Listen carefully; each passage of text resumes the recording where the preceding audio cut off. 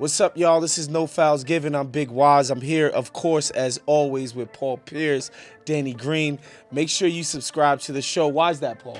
Because if you're not tapping into us, you're not really listening to no real basketball conversations, homie. Yeah, get familiar. This is where it's at, bro. We have the real conversations. So tune in to No Fouls Given. Make sure you subscribe, hit the like button, and get notified every time we drop a brand new episode for you guys. So I want to circle back to the Giannis thing because I happen to be watching that Bucks Denver game, and Is it the same calf? It's the same calf, correct? I think so. Okay. But before the calf, going into the fourth quarter, Giannis had took 6 shots in the whole game. And I watched that game. It felt like Giannis was quitting on those guys. That's what it felt like. I spoke With about this particular Bucks team. I spoke about this. I was on NBA Today talking about I'm looking at Giannis's attitude and see how Like, they're like, oh, Giannis would never quit. And I'm like, guys, shit. 6 shots on, like, we're not talking about the Drew Holiday, Chris Middleton, where there's other guys that can score. Lopez days where it's just like maybe we're dominating a team and Giannis didn't have to do it. With this team specifically, there is no other way. Yeah. So the idea that this, and then the Nuggets, people at home, you might have missed this game and I would forgive you. The Nuggets didn't have Murray. They didn't have Gordon. They didn't have Brown. They didn't have Jokic. They didn't have Valanciunas. Cam Johnson?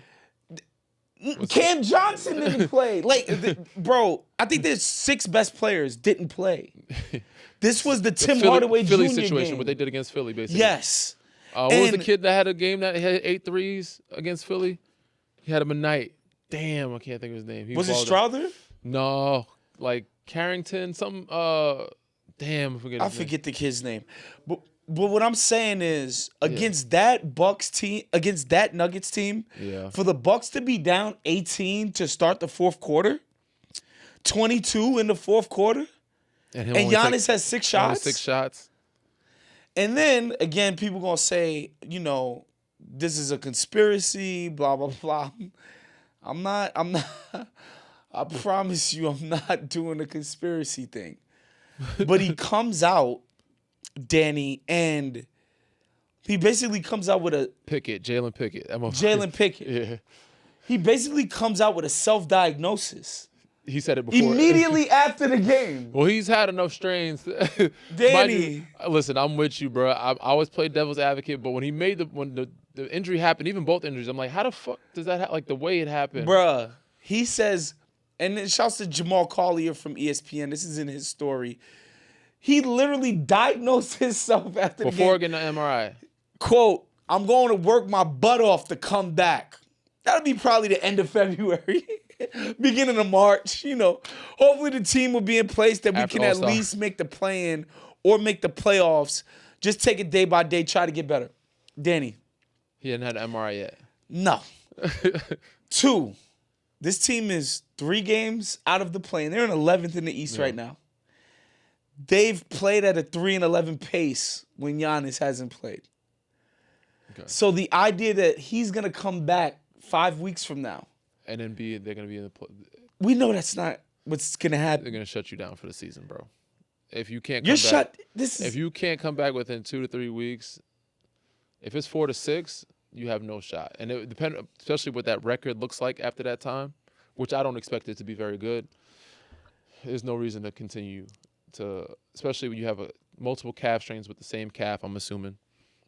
Yeah, and again, it's curtains. They're dropping to 15th and he's 30th in the league. Like, they might be behind. So Giannis is out, right? Yeah. He's out now, meaning Giannis doesn't have to do media availability anymore. So Shams puts out a report. Everybody has to answer these questions for him now. Yes, of 100%. Not even just that, but Shams puts out a report that, quote, talks between the Bucks and Giannis have intensified. And I told y'all this was going to be the most exhausting superstar trade that's ever existed. This is now gotten past the Dwight Mayer for me. I've seen some worse ones, man. You seen some worse ones? I've been a part of some worse. Shit, Ben Simmons and Philly, James Harden in Philly. Like, I was with Kawhi in San Antonio. Those was pretty bad. Those took some time. So we'll see how long this one takes. The But Ben those Simmons saga. Oh my God. It took some time. Kawhi took some. James happened. Clutch sooner fired him in between the Ben Simmons saga. They dropped him. Yeah, I think they dropped him.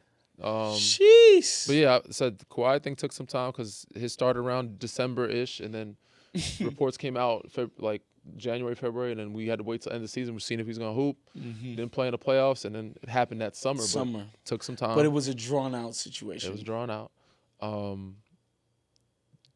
James kind of the same. You know, the whole Daryl Morey liar in China. Oh man, that was great. Had I a love bottle that service with the.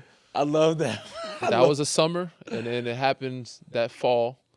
Ben, again, it was after the playoffs where Doc had the statement. I don't think he took kind to it. What was the statement? They asked Doc if he was a championship point guard right now, and he said, "I don't know." I mean, which is fair to say. We hadn't won a championship. It was just the truth. I don't know. And then I think that the fact that there was rumblings of Philly exploring ideas of moving him came out to where it was like, nah, fuck that. I want to be traded. Like, yeah. You know what I'm saying? That same break up with you before you break up with me type scenario. So then he wanted to be traded, and then he didn't show up. We were going to go meet with him, fly out there to see him, and try to talk to him. He told him, don't waste your time. He communicated with like one or two guys on the team he was still cool with, like Shake Milton, and like somebody else. But everybody else, he treated us like we were front office. Like, just incommunicado with everybody. Yeah, it's like, nigga, we ain't doing that to you. We don't give a shit. So crazy. So he was like, don't come out here. He was out here in LA somewhere. So we had a plane ready. We didn't go on it. And yeah, bro, that took some time. He came back for a couple practices, got thrown out of practice purposely. You was at the practice? I was on the team. Yeah. He had his sweats on, phone in the pocket. You know what I'm saying? Did a couple drills. Doc was like, yo, come on in, bro. Like, Ben, again. He was like, nah, I'm good. Nah, Ben, we need you on. Nah, I'm good. All right, well, we'll get the fuck out then. Go home. You know what I'm saying? Like, wow. That simple. So that was. So you've been a part of some. At least James still participated. Got you. Like he still, even though he wasn't traded, he still worked out on himself, on his game, and he still participated in certain parts of practice, like mini scrimmage and shit. Like this is before I got waived, and then retirement shortly happened that. But I was playing well because I was on his team. Like shit, he was finding me. Yeah. I'm like, shit, we good. PJ was like, back, James back. Like we good. I'm sure Tuck was upset too. He had to go to came to Clippers and they didn't play him here. So he's like, what the fuck? It was good over in Philly. You know what I'm saying? So I've been a part of some wild ones. So this one, hopefully it doesn't go that route. But I know what it's like to be a teammate in that locker room where you have to answer questions for that person day in and day out. It's definitely a distraction. It's annoying. It's frustrating. But he seems like a guy that's going to be around the team and work. There's some guys that just ain't around at all. You don't see him, and you're just like, what if we don't know? And everybody's like, oh, you seen Joe? Nah, I haven't seen Joel. I haven't seen James. I haven't seen, you know what I'm saying? Like, I haven't seen those guys. Ain't they assistant? Fucking ask their assistant. Love that. So, yeah. So, we'll see, man. I still think there's going to be some stuff that happens. I feel like the Lakers might make a move, bro. I think so. I think a lot of teams that are consider themselves to be serious teams are going to make a move. Golden State needs to make one. I see Golden State making one. I don't know if it's going to be Kuminga, but I feel like Golden State needs one. I feel like Lakers are going to make one. Everybody else, I don't know. And I think when we get closer to the deadline, it's just the nature of deadlines. People feel like they could kind of lollygag until it's right last day. It's almost like you write your paper on the last day, you know? Like, I feel like that's what's happening with the trade deadline. This has been a Playmaker production.